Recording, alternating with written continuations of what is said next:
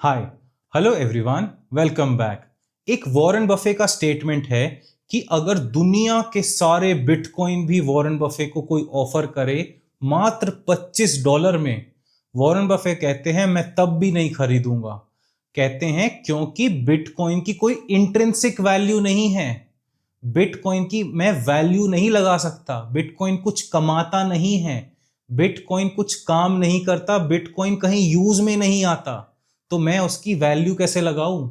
तो Warren Buffett bitcoin को reject करते हैं $25 पे भी। जो बिटकॉइन अभी फिलहाल एंटायर मार्केट है ना, मार्केट वैल्यू बिटकॉइन की चल रही है $2.5 ट्रिलियन। देखा, इंडिया के जीडीपी से बस थोड़ा सा ही कम है।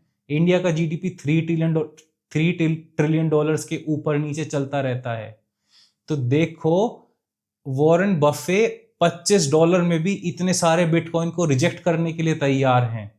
अब इससे हमें क्या निष्कर्ष निकालना चाहिए कि भाई, हम as a value investor business में आए हैं, स्टॉक मार्केट में आए हैं, क्योंकि हमें सीखना है बिजनेसेस को वैल्यू करना, कि बिजनेसेस क्या कमाते हैं, उससे कितना पैसा आता है बिजनेसेस के बाद पास।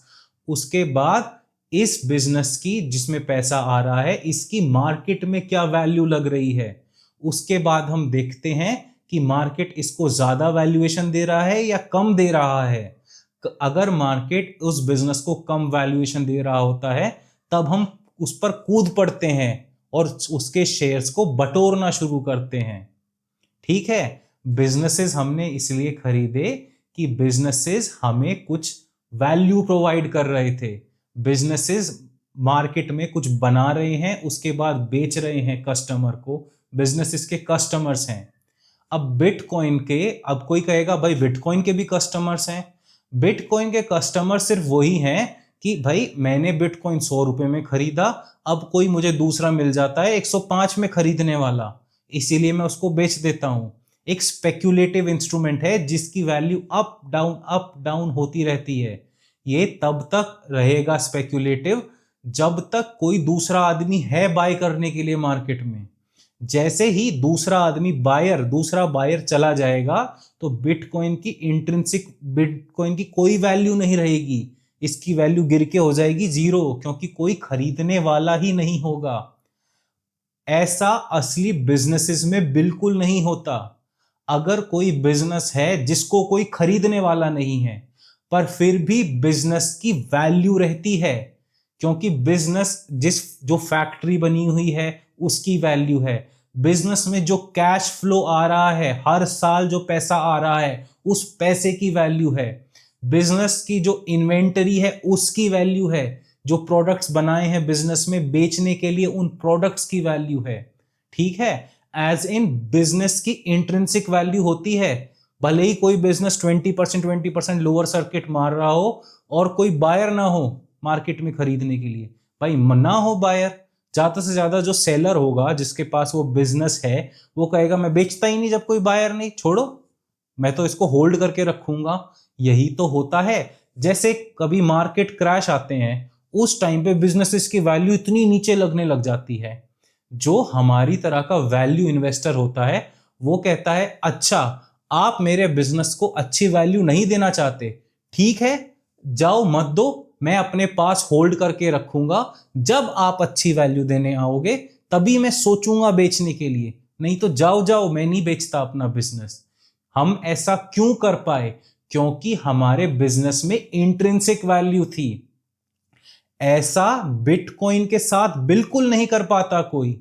जब बिटकॉइन नीचे आ रहा होता है ना, $1 लाख की वैल्यू है, जब बिटकॉइन $50,000 पे आ जाएगा ना, तब कोई ये नहीं कहेगा अरे बिटकॉइन की तो यार इंट्रिंसिक वैल्यू है, हाँ इसको मैं, अच्छा $50,000 आ गया, इससे नीचे जाएगा मैं नहीं बेचता। नहीं, ये स्पेक्यूलेटिव इंस्ट्रूमेंट है, उसको $50,000 से नीचे जाते ही बेचना शुरू कर देंगे सब लोग।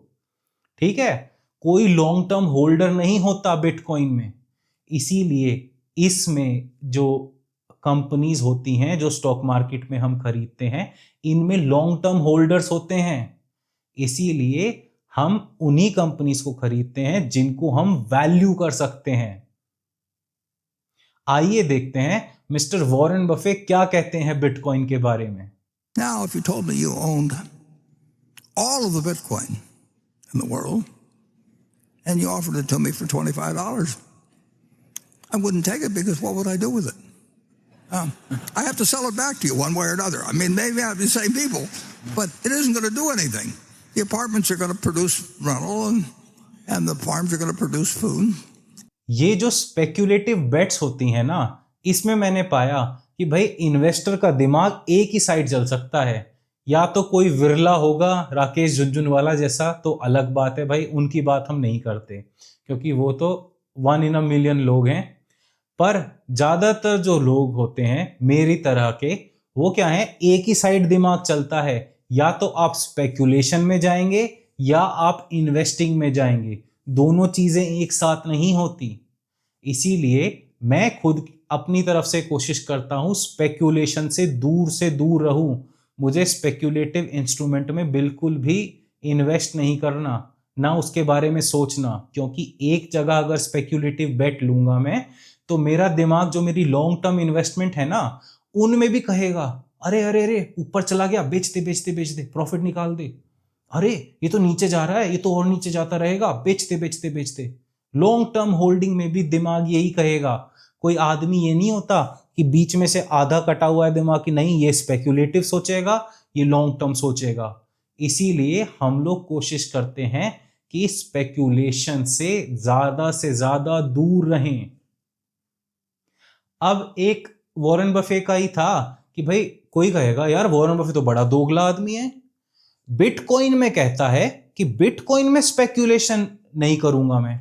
पर वॉरेन बफे ने तो कमोडिटी में स्पेक्यूलेशन करी थी, सिल्वर चांदी खरीदी थी वॉरेन बफे ने सन 2000 से पहले, क्योंकि जब चांदी के रेट इतने डाउन हो गए थे, बहुत ही डिप्रेशन में चली गई थी चांदी, तब वॉरेन बफे ने चांदी खरीदी थी। उसको तुम क्या कहोगे? कमोडिटी में भी तो स्पेक्यूलेशन होता है। देखो, उसको मैं इस टिप्पणी दूंगा उस बात पर कि वॉरेन बफे ने जब चांदी खरीदी थी ना, ये चांदी और सोना हो गया, इनकी वैल्यू होती है, इंट्रिंसिक वैल्यू भी कह सकते हैं आप इसको, क्योंकि इनके रिजर्व्स पूरी अर्थ पर हमारे पास कम है और इनकी जरूरत, डिमांड हर जगह पड़ती रहती है। और ये तो मैंने कहीं पे पढ़ा था कि गोल्ड कॉइल्स यूज होती हैं। गोल्ड तो पार्टिकल एक्सेलरेटर में भी यूज होता है, जो स्विट्जरलैंड में पार्टिकल एक्सेलरेटर है ना, और अभी क्या है, अमेरिका भी बना रहा है अपना पार्टिकल एक्सेलरेटर, तो उसमें भी यूज होता है साइंटिफिक एक्सपेरिमेंट्स में, जिसमें वो 8-8, 10-10 किलोमीटर की धरती के अंदर जो टनल्स बना रखी हैं, उसमें भी सोना यूज हो रहा है, सोना और चांदी का यूज है। तो हम ये कह सकते हैं, ये हमें तो गोल्ड का हमें पता है कि ऑर्नामेंट्स में तो यूज होता ही है, पर इस साइंटिफिक एक्सपेरिमेंट्स में, मशीनरी में भी यूज होता है। और चांदी के भी जब रिजर्व्स कम होते हैं ना इन कमोडिटीज के, और इनकी वैल्यू एकदम से इतनी लो चली जाती है, तो वॉरेन बफे को उस टाइम पर हम ये नहीं कह सकते स्पेक्यूलेटिव बेट है, क्योंकि उनको पता है रिजर्व्स कम है, और ये जब इतना प्राइस डिप्रेस हो रखा है, इसमें इसकी मार्केट को डिमांड है, मार्केट में डिमांड है, मार्केट में जरूरत पड़ेगी, तो तब उन्होंने इसको बाय किया। क्योंकि जब कोई प्रोडक्ट कम होता है तो उसकी वैल्यू होती है मार्केट में। ऐसा हम बिटकॉइन के लिए नहीं कह सकते। चांदी है, चांदी तो अब सोलर पैनल्स में यूज हो रही है, पता नहीं कहते हैं सोलर पैनल्स वगैरह में, सेमीकंडक्टर में, इलेक्ट्रिसिटी वाली जो गाड़ियां चलती हैं उसमें चांदी की कॉइल्स यूज होती हैं, क्योंकि क्या बैटरी पावर प्लांट्स में यूज होती है। तो इसमें तो इतना चांदी का यूज आ रहा है। मेरे पास चांदी की सिल्वर बीज थी मेरे पोर्टफोलियो में, उसको मैं सोचा था कि क्या है, पता नहीं 50-60 रुपए में खरीदी थी। उस टाइम पर चांदी की वैल्यू चल रही थी 60 to 65,000 रुपीज। अभी उसकी वैल्यू 100 हुई, 100 से 120 हुई। पिछले 2 महीने के अंदर उसकी वैल्यू 100 रुपए से उठ के आ चुकी है 140 तक। तो चांदी की कितनी डिमांड है। तो चांदी तो मेरे पोर्टफोलियो में भी थी जब वो इतनी सस्ती थी, और मैं खरीदता गया हर धनतेरस को, हर टाइम। इसीलिए मैं तो यही कहूंगा कि क्या है, उन चीज में बेट लगाइए, उन चीज में इन्वेस्टमेंट कीजिए जिसमें आप वैल्यू निकाल सकते हो। या तो जिसका कोई फ्यूचर कैश फ्लो हो या जिसके रिजर्व्स ही इतने कम हो और जिसकी मार्केट में डिमांड हो, जो आपको ज्यादा सस्ती मिल रही है, ठीक है, वो हमें पक्का देखना है कि भाई वो जितनी उसकी वैल्यू है, जितनी उसकी डिमांड है, उससे सस्ती मिलनी चाहिए हमें। ये नहीं है डिमांड है, सब कुछ है तो महंगे से महंगे रेट पे खरीदो। महंगे से महंगे रेट पे तो वॉरेन बफे जैसे भी फंस जाते हैं, जो उन्होंने भी हाइंस की कोई कंपनी खरीदी, हाइंस की खरीदी शायद, तो उसमें फंस गए क्योंकि उसमें उन्होंने ज्यादा पैसा पे किया है, शायद कुछ परसेंटेज उसका 45 टाइम्स अर्निंग मल्टीपल पे करा, और वो कंपनी के शेयर्स नीचे नीचे नीचे गिरे जा रहे हैं।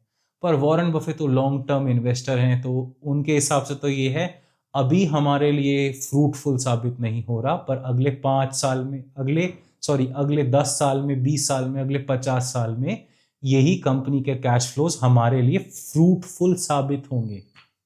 और जो जो लोग वॉरेन बफे को एज अ स्पेक्यूलेटर कहते हैं ना, और वॉरेन बफे को कहते हैं कि भाई ये तो, इसने तो एप्पल शेयर से भी निकल गया, ये तो 2x होने पर ही अपनी इन्वेस्टमेंट को बेच देता है, तो ये काहे का लॉन्ग टर्म इन्वेस्टर हुआ।